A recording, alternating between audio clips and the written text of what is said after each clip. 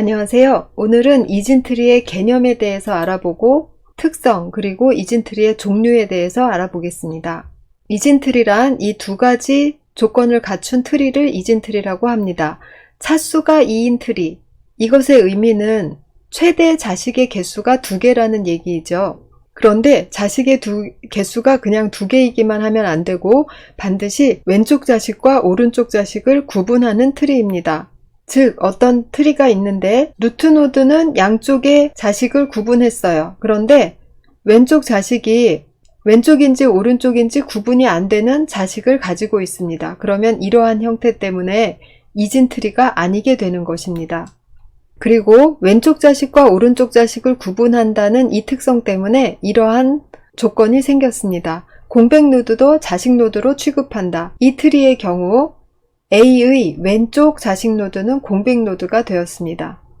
마지막 트리의 경우 왼쪽 오른쪽 자식이 모두 공백 노드가 되었습니다. 즉 왼쪽 자식과 오른쪽 자식을 반드시 가지게 되어 있기 때문에 한쪽이라도 자식이 없는 경우에는 그 자리에 공백 노드가 있다라고 하는 것입니다. 그리고 트리의 정의와 구성은 이와 같이 순환적으로 구성이 됩니다. 이렇게 부모와 자식 2대의 노드만 보는 것이 아니라 이 자식이 다시 그의 자식을 가질 수가 있겠죠. 루트의 왼쪽 자식 노드를 루트로 하는, 즉 B를 루트로 하는 왼쪽 서브트리도 역시 이진트리이다 라는 얘기입니다. 그리고 똑같은 의미로 오른쪽 서브트리도 역시 이진트리이다.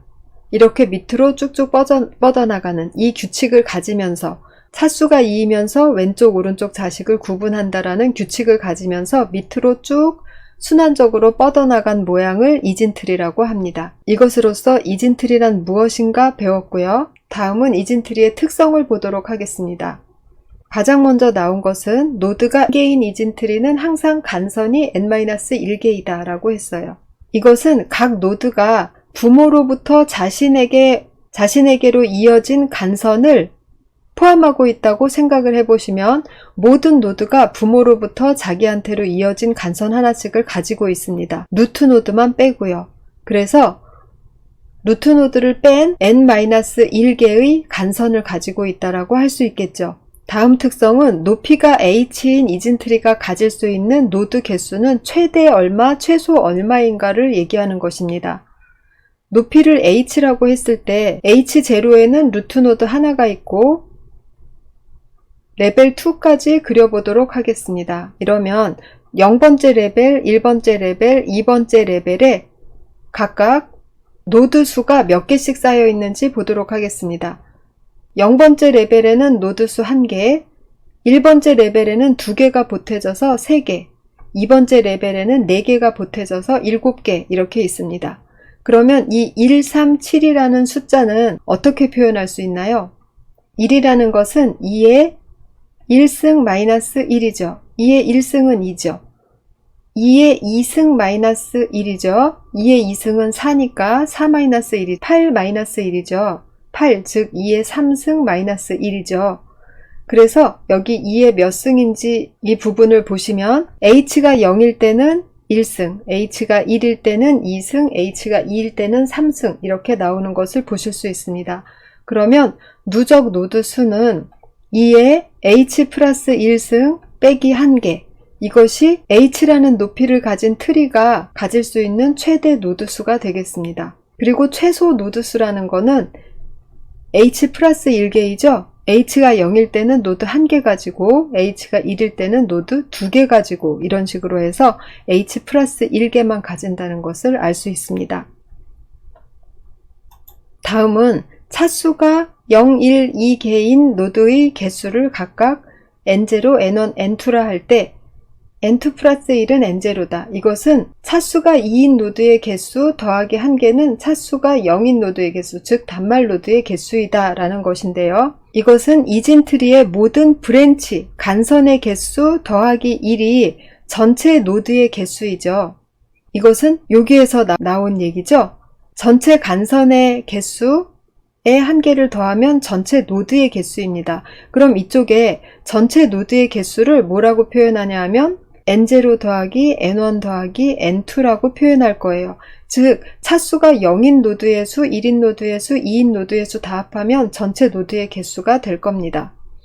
그렇다면 여기서 b를 다시 한번 풀어서 써봅시다. 무엇으로 푸냐 하면 n0, n1, n2만 이용해서 풀어봐요. n0는 자신으로부터 뻗어나간 간선이 없습니다. 그래서 n0는 치지 않고요. n1은 한 개 있기 때문에 n1개라고 칩니다. n2는 2개 있기 때문에 n2 곱하기 2개라고 쳐요. 그러면 이거 전체가 더하면 간선의 개수이죠. 그럼 b가 이거니까 여기에다가 플러스 1 하면 이것 역시 전체 노드의 개수가 됩니다. 그대로 써줘 볼게요.